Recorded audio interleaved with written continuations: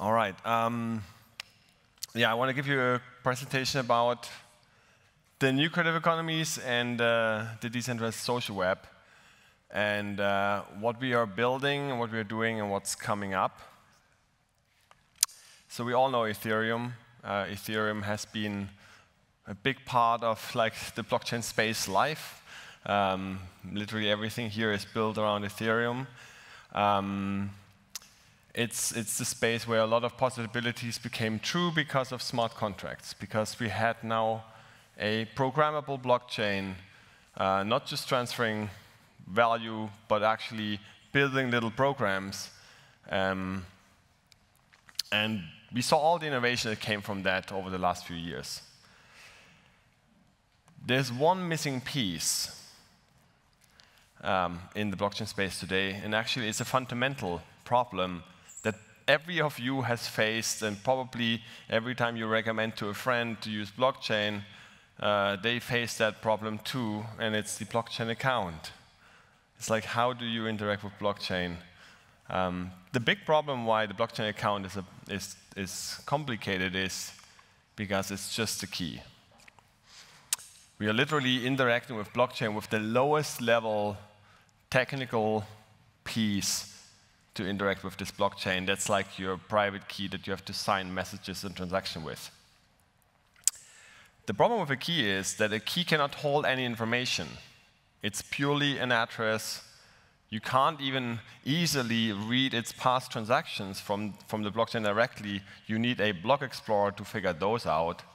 And you cannot change the password, because that key is the password. The private key is literally the password that you have. So no upgradability. You're literally stuck with what you got in the beginning, which makes it for a really bad user experience, given the fact that most people are new to this, and they don't even know if they need that. They don't even know if they care. Your blockchain wallet and key and address cannot even react on anything. So if a smart contract interacts with your blockchain account, or if someone sends you some token of the blockchain, your key does not know what to do. There's no way that it can react. And you cannot add any new features. So it's literally just an address, a key for signing on the end. And there's no extra permissions or security. So having access to the key means full access to your account. There's no ability to delegate or to separate your control in any way. And obviously, if you want to make a transaction on the blockchain, you do need the native token that pays for the transaction fee.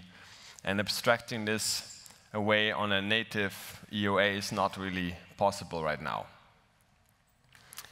In 2019, we started a project, and we wrote a white paper called The Blueprint for the New Creative Economies.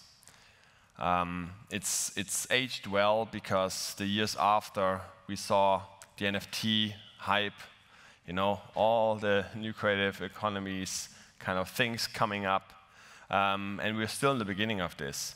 We wrote a lot of use cases down in this white paper. Actually, it was pink, so it's a pink paper.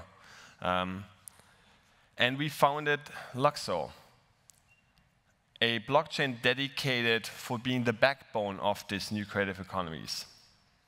And the vision and the idea is to have a network that's for non-technical people, that's accessible by the Web 2 user, if you want to call it, like the internet user of today. Ideally, that's a person that doesn't need to understand cryptography and key signing on any of these things. A network that also then attracts creators of all sorts to interact with this network. Right? And this is not just brands or fashion, but it's also journalism, YouTubers, social media, and content creators of all sorts. Right? It should be in a place where you can actually truly own your profile, and your internet accounts that you're using.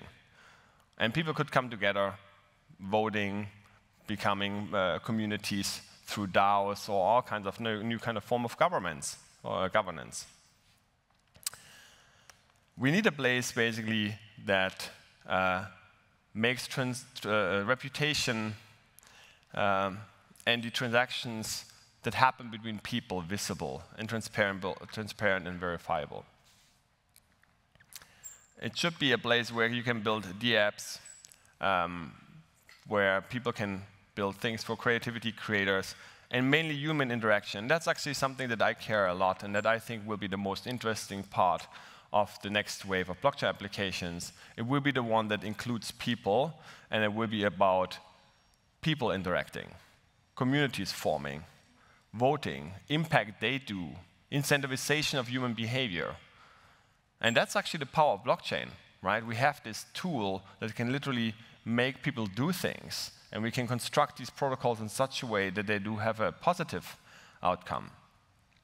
But in order to make all of this possible, and we are here literally like 7 years Ethereum, I don't know, 13 years Bitcoin on blockchain in general, and this still hasn't happened, right?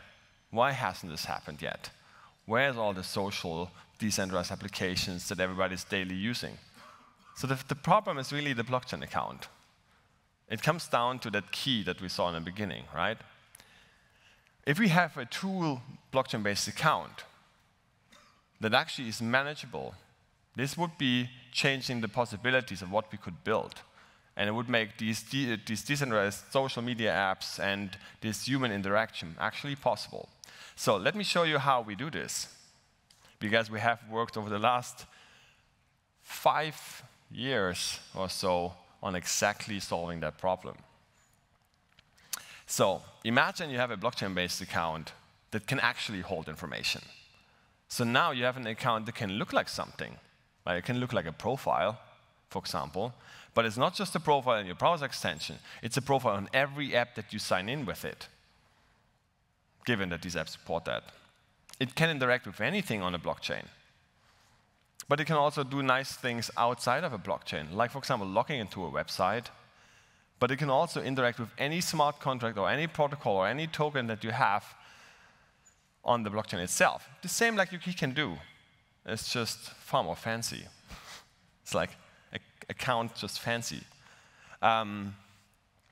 You can actually control that same profile from any kind of device. And you will likely have multiple profiles, right? Because maybe you want to be, Mickey Mouse in one, your gamer persona in another, and maybe your real persona in your social world, right?